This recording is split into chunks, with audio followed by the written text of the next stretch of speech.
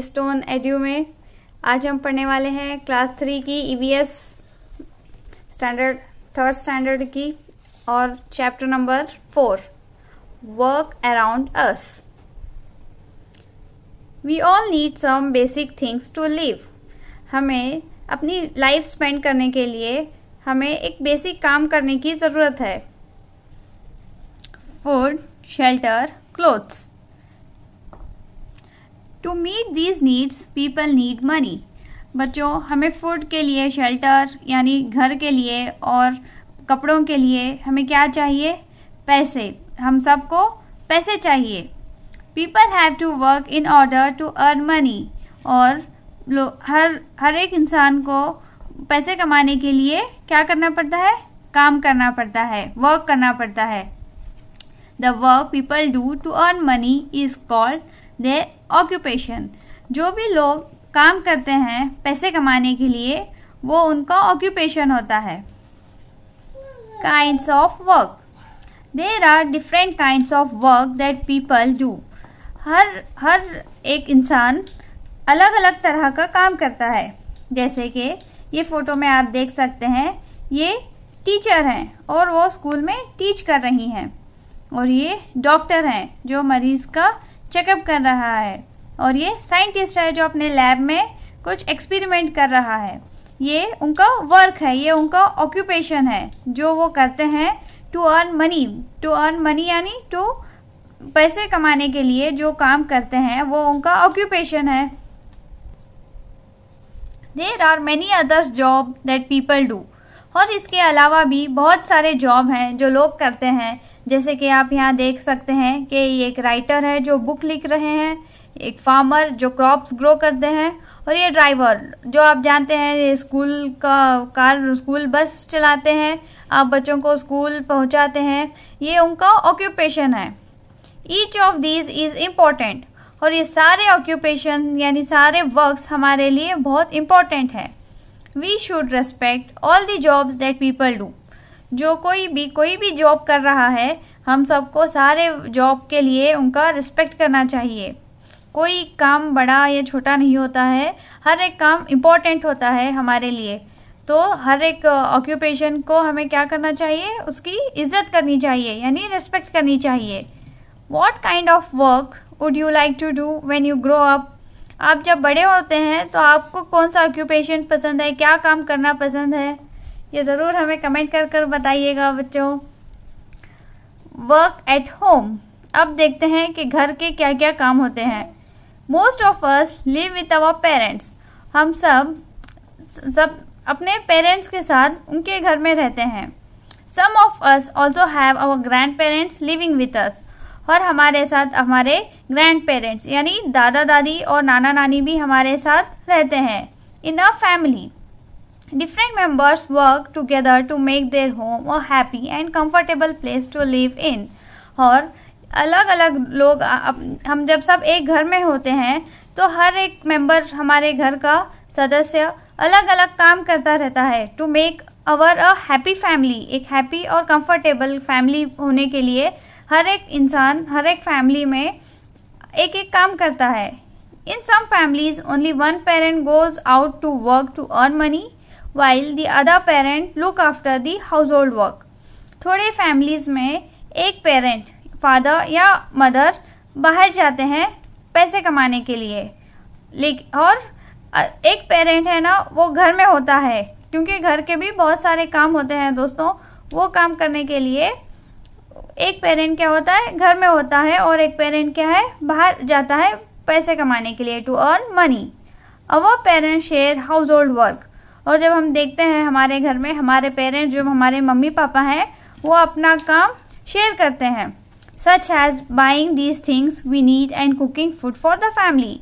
जैसे कि अगर कोई कुछ सब्जी बाहर बाजार से ला रहा है तो कोई घर में खाना बनाता है फैमिली के लिए। इस तरह से वो अपना वर्क क्या करते हैं?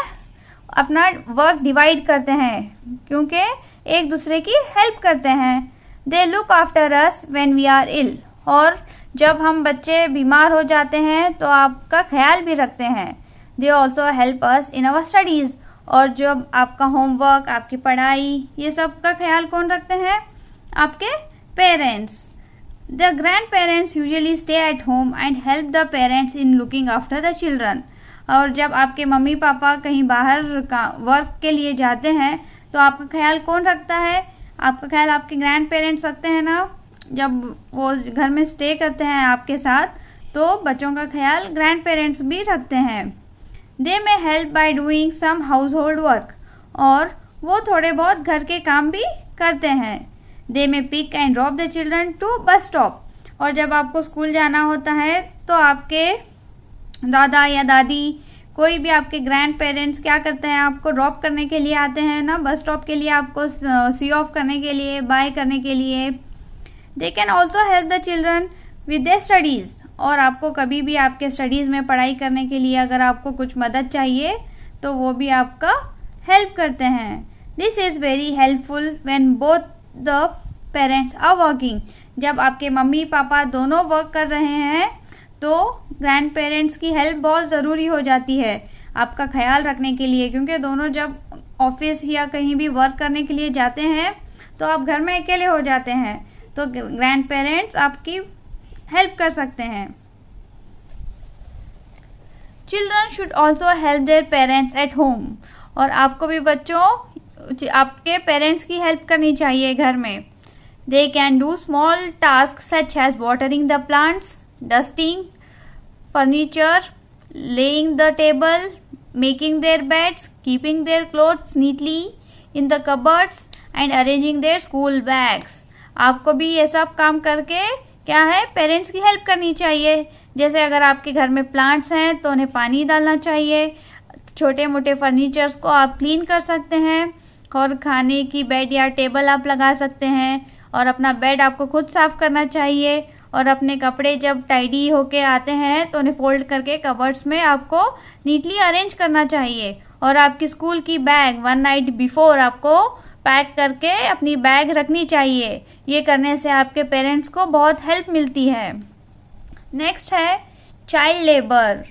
चाइल्ड लेबर यानी जो छोटे बच्चे जो काम करते हैं उसे चाइल्ड लेबर कहा जाता है। Many families in our country are poor and do not have enough money. हमारे कंट्री में बहुत से फैमिलीज पुअर हैं, यानी उनके पास अपनी फैमिली रन करने के लिए ज़्यादा पैसे नहीं हैं। तो in some of these families children are unable to go to school.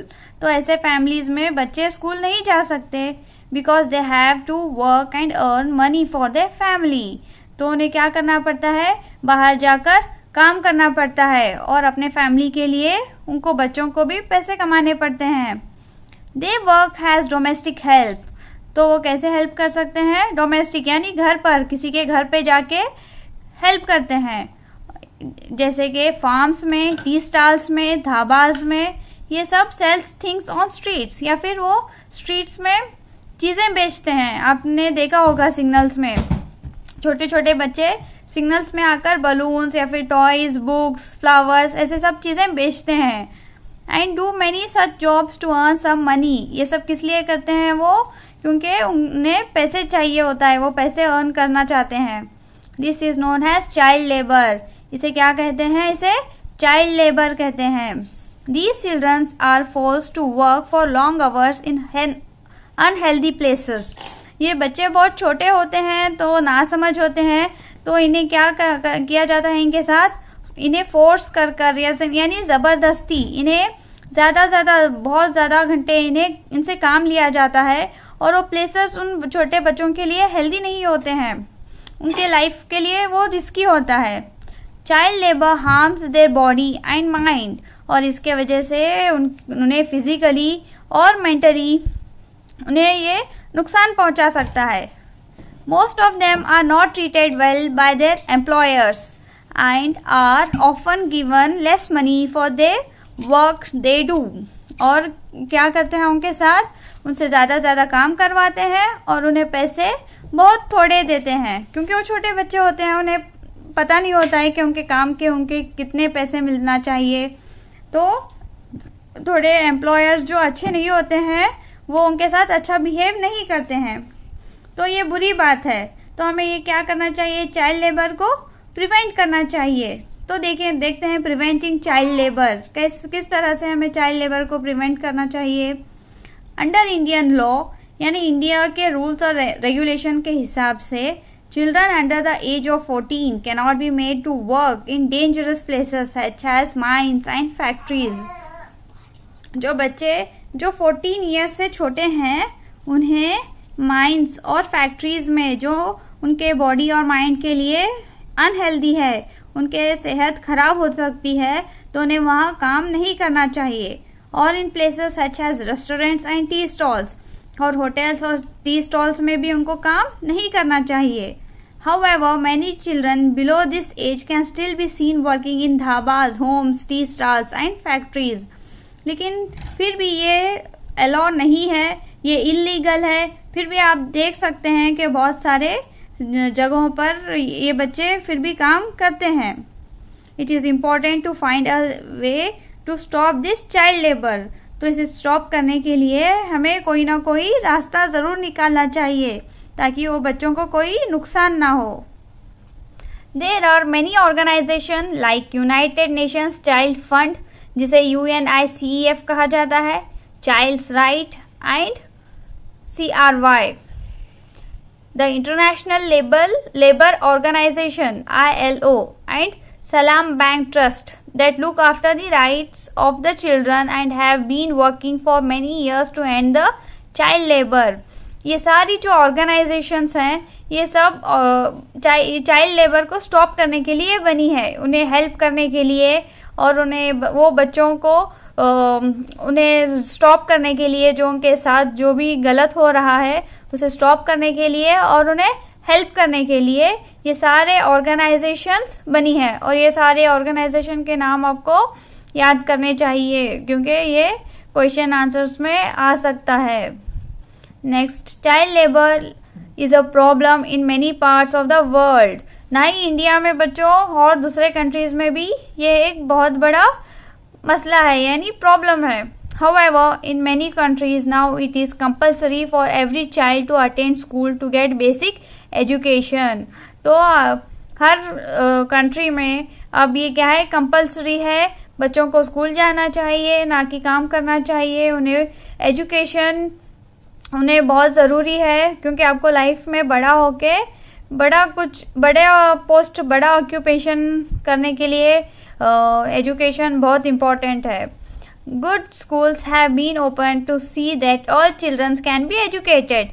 तो सबको पढ़ना लिखना आना चाहिए, तो इसके लिए अच्छी स्कूल्स जो है वो बच्चों को हेल्प करने के लिए, एजुकेशन देने के लिए है। In India too, the government has made education free and compulsory for all children.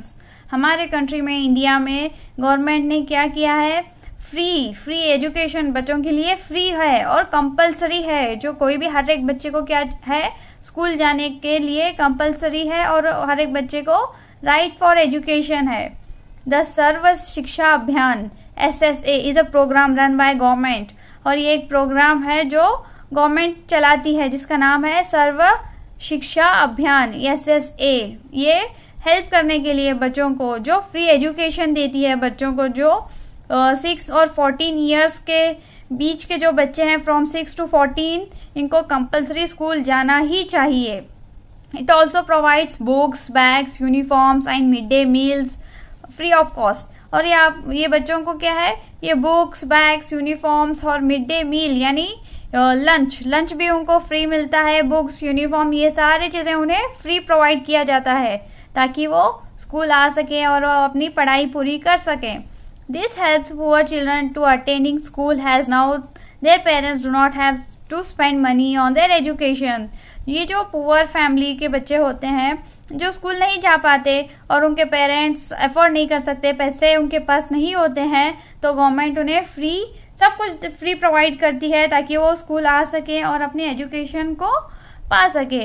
It also gives them healthy food which help them to grow well, और वो अच्छी हेल्दी फूड भी देते हैं ताकि वो अच्छे से ग्रो कर सके, अच्छे से पढ़ाई कर सके। ओके, ठीक है बच्चों, आप ज़रूर अच्छे से पढ़िएगा ये लेसन और अच्छे से पढ़कर सारे चीज़ों को अच्छे से याद रखिएगा। Okay, bye bye.